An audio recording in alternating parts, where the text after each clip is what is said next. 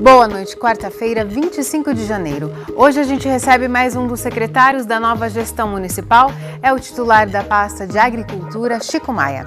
E ainda sobre a rebelião no CPP3 de Bauru. Onda de boatos que assustou a população mostra o risco de compartilhar informações sem saber a procedência. Saúde na infância. Pais precisam ficar atentos a qualquer sinal porque problemas de visão são difíceis de serem percebidos em crianças.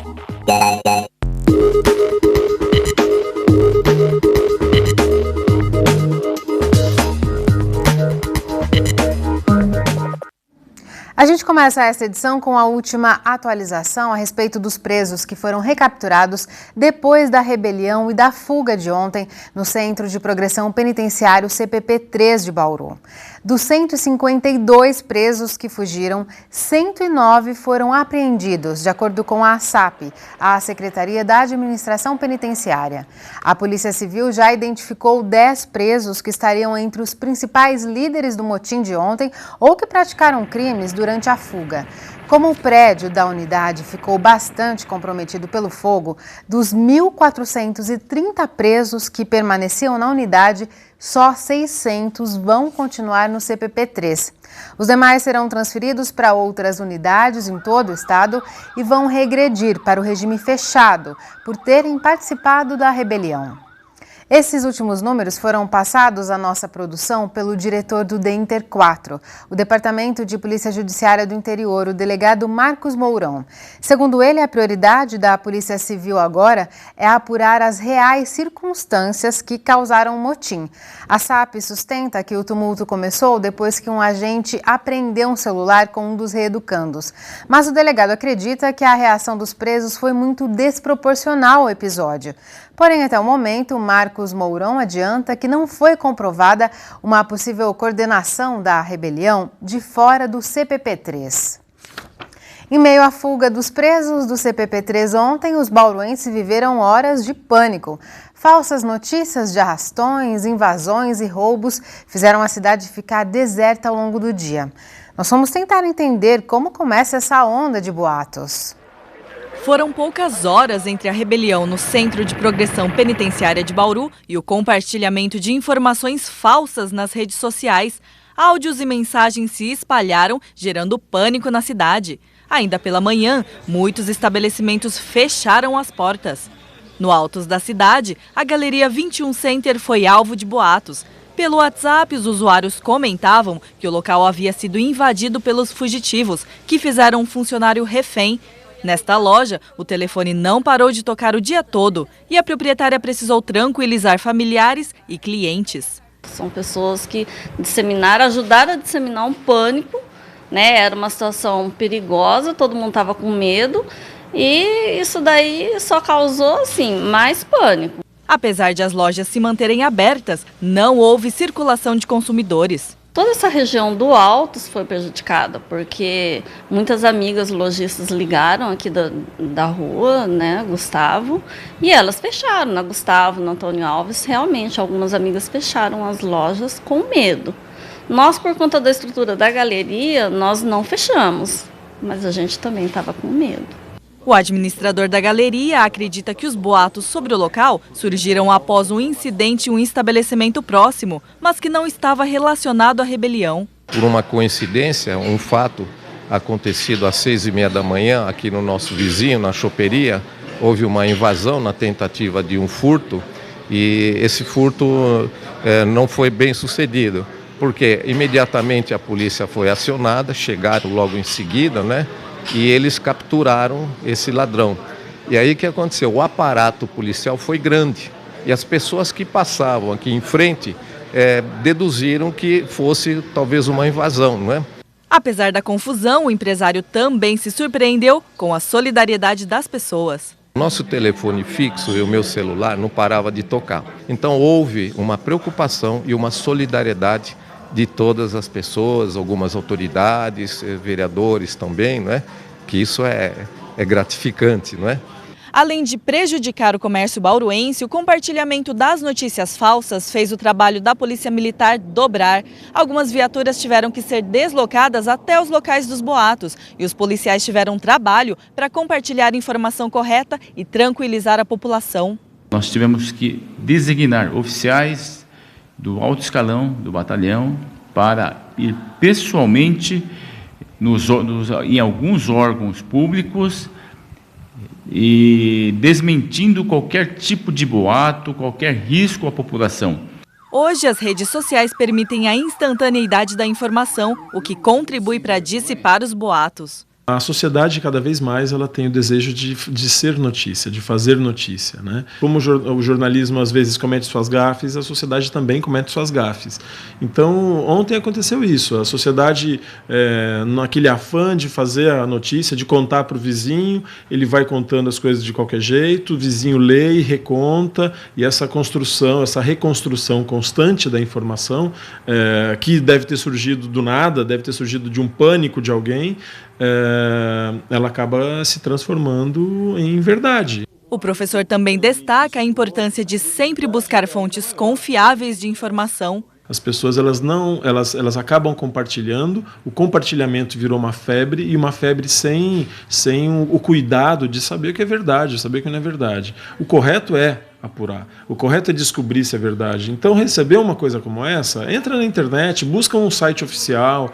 O trabalho para apurar as informações, aliás, foi intenso nos veículos de comunicação bauruenses. Ao mesmo tempo que a gente acaba tendo um feeling, percebendo o tanto de exagero que acontece muitas vezes, que a gente até acreditava que aquilo não fosse verdade, mas se fosse verdade era muito grave. Pessoas ilhadas, presas, reféns.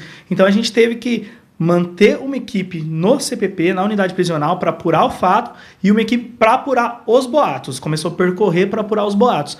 O jornalista acredita que situações como essa, que mobilizam uma cidade inteira, reforçam a necessidade de ter cuidado na hora de divulgar os acontecimentos. As pessoas não fazem um alerta para um amigo, para um familiar, assim, olha, eu não sei se é verdade, mas estão falando isso. As pessoas transmitem como se elas mesmas tivessem visto. Então, elas criam essa veracidade. Então, se o trabalho do jornalista não for bem executado, ele embarca nessa também, e aí é muito complicado. Outra situação também que a gente percebeu ontem é que eu acho que a sociedade acabou percebendo um pouco também a importância do papel do jornalismo, de como essa filtragem de informações, como que não é só você disparar um alerta e achar que isso está resolvido.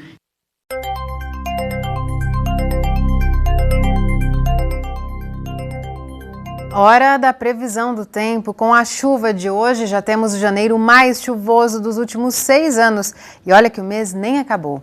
A chuvarada não vai dar trégua. As informações no mapa. Uma frente fria que chega ao estado amanhã vai trazer mais chuvas a todas as regiões a qualquer hora do dia. Bauru também deve ter uma quinta-feira chuvosa. A umidade do ar agora é alta, está em 78%. A velocidade dos ventos é baixa, de 3 km por hora. Hoje a mínima ficou em 19 e a máxima foi de 28 graus. Amanhã os termômetros devem variar entre 20 e, de novo, 28 graus. Depois do intervalo, vamos conversar com mais um dos secretários municipais, o titular da Agricultura, Chico Maia. Continue com a gente que o intervalo é bem rápido. Estamos de volta e agora vamos saber como deve seguir a política municipal na área da agricultura. A gente recebe o único secretário mantido da gestão anterior pelo atual governo, o Chico Maia. Chico, muito obrigada por sua presença aqui no Nesp Notícias. Obrigado a você, Larissa, pelo convite. Chico, eu queria aproveitar a sua presença para comentar um assunto bem recente que não tem relação direta com as ações da Sagra, sim, mas você pessoalmente, como secretário, também vem acompanhando, que ontem foi realizada uma audiência pública na Câmara para discutir a questão da regularização fundiária. Sim. Lotes serão doados, né, a assentamentos que esperam por essa regularização há mais de 25 anos. E também estiveram presentes manifestantes do grupo Movimento Social de Luta, que você vem acompanhando, que também sim, eles reivindicam terras para moradia, para produzirem, né, viverem a partir dessas terras. Você que está diretamente conversando com esses grupos, como que fica essa questão? Tem uma uma reunião prevista com o INCRA, inclusive, para tentar resolver essa demanda mais recente do movimento social de luta? Exatamente. Desde o governo do ex-prefeito Rodrigo Agostinho, né, a convite dele, eu tenho participado por ter origem, né, na luta por terra, por moradia, habitação. E nós encontramos, na última vez que teve ocupação do prédio das Cerejeiras, eu apontei para o superintendente do INCRA a possibilidade de destinar terras da União, que hoje estão voltadas para a reforma agrária, para que fossem utilizadas para fins habitacionais. Então, a prefeitura, com essa demanda nova por habitação, ela está fazendo um trabalho de parcelamento.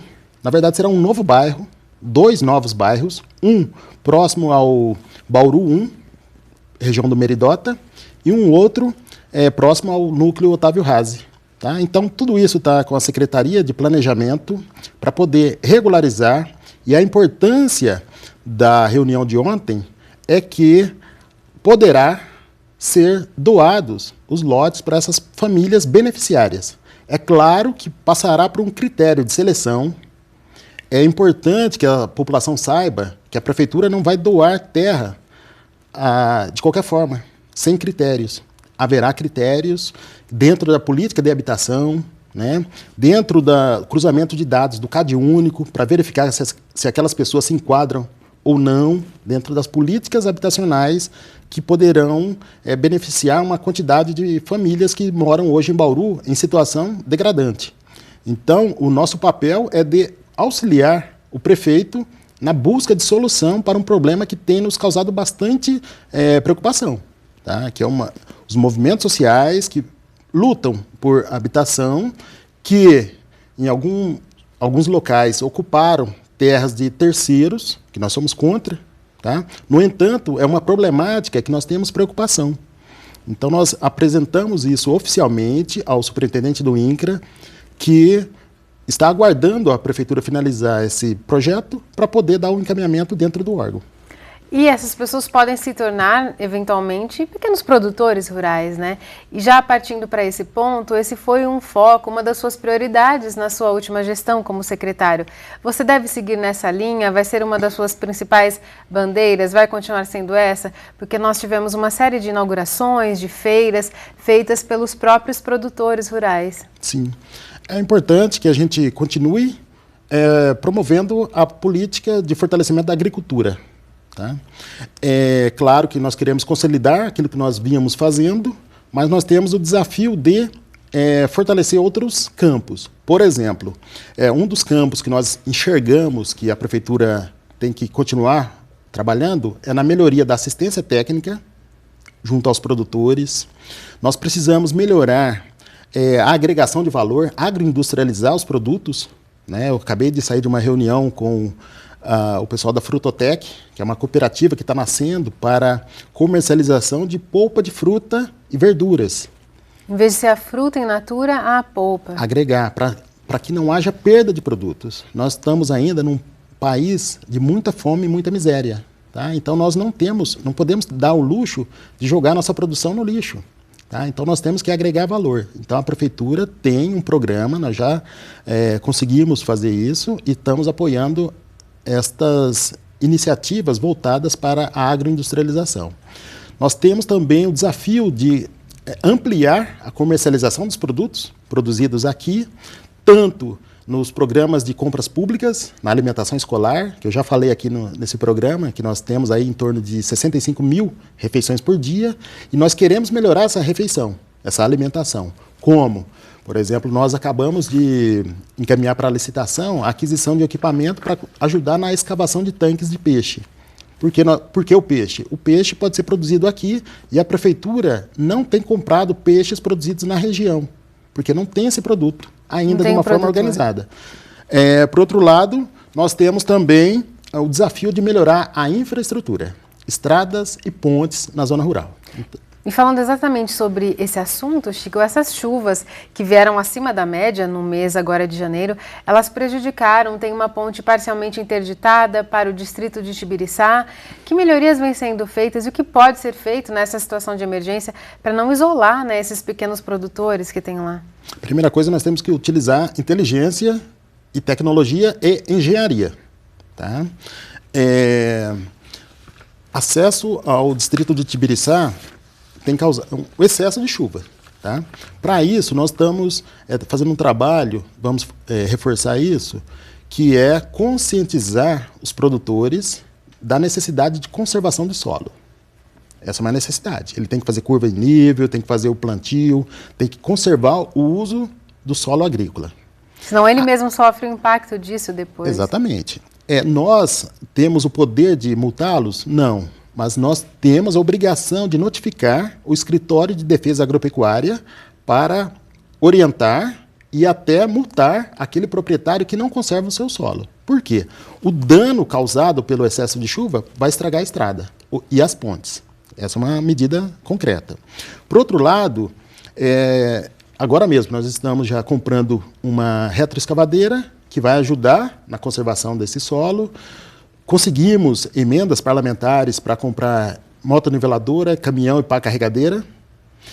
Inauguramos no final do ano de 2016 uma usina que vai tratar resíduos da construção civil, que esse material reciclado ele será utilizado nas estradas rurais. Tá?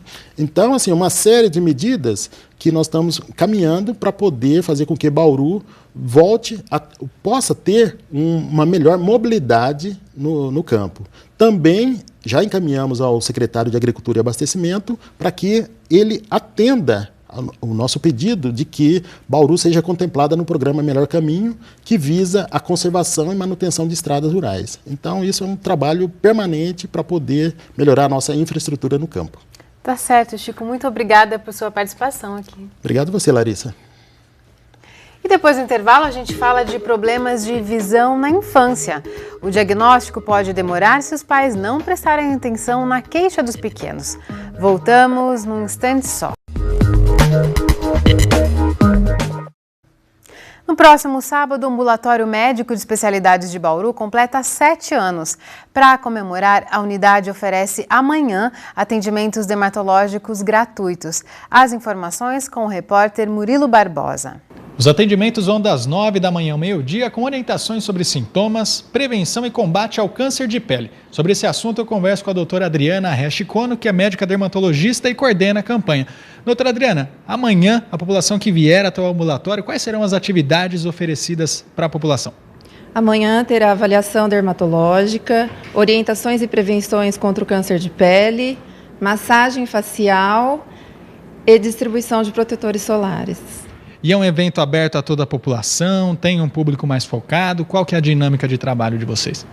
É um evento para toda a população, crianças, adultos e idosos, principalmente as pessoas de pele clara, olhos claros, cabelos claros, que tiveram antecedentes de câncer de pele, antecedentes familiares e múltiplas pintas.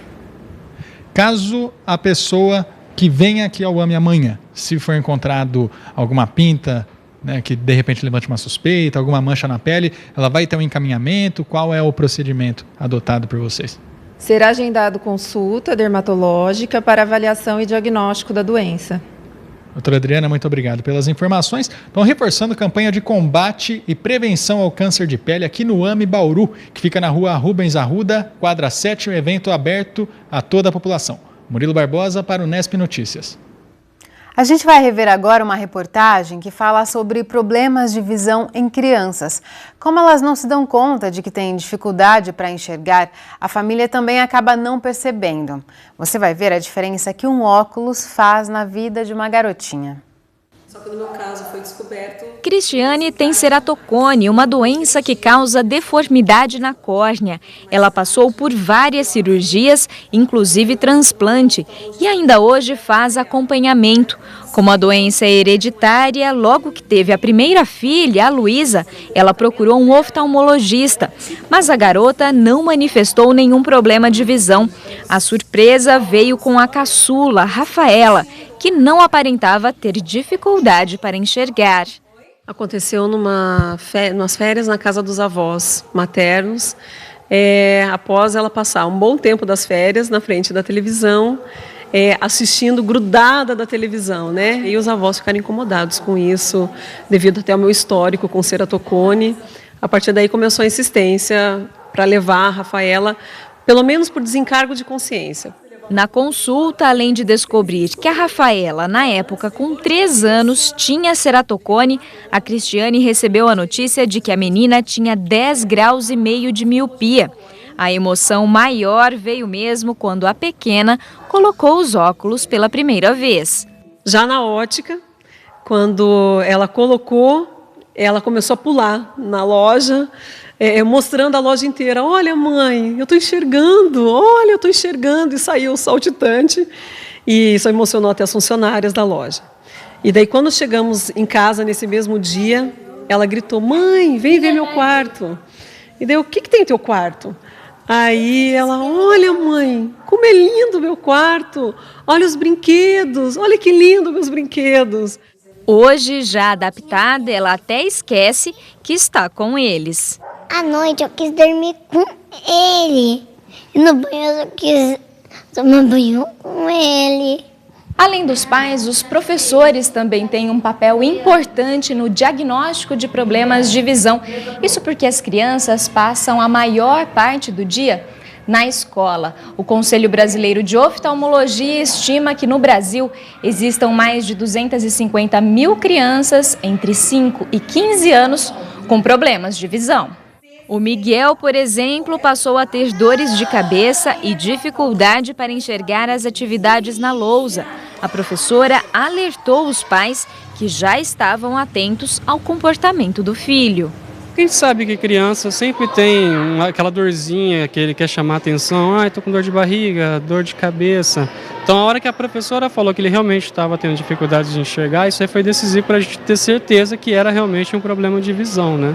Ele passou pelo oftalmologista e o diagnóstico foi 1,25 graus de miopia, o que foi facilmente corrigido com os óculos.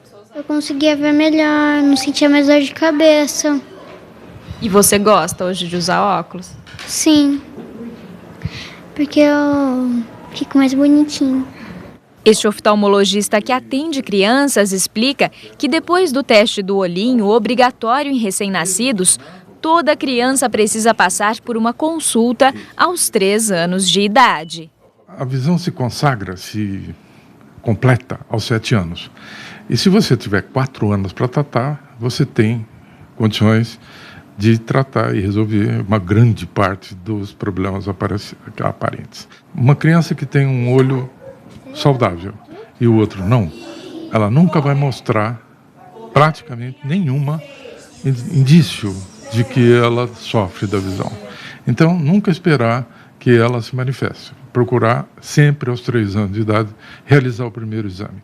De acordo com o especialista, graças aos estímulos que as crianças recebem diariamente, hoje o exame é bastante simples. São usadas desde figuras até letras para se chegar ao diagnóstico.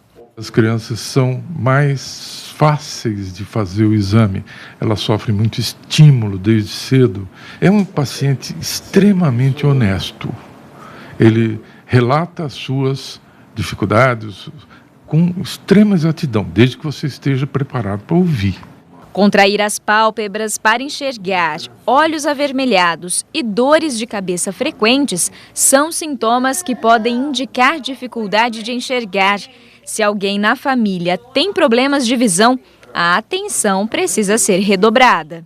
Pais míopes, os filhos têm que ser prestado bastante atenção neles.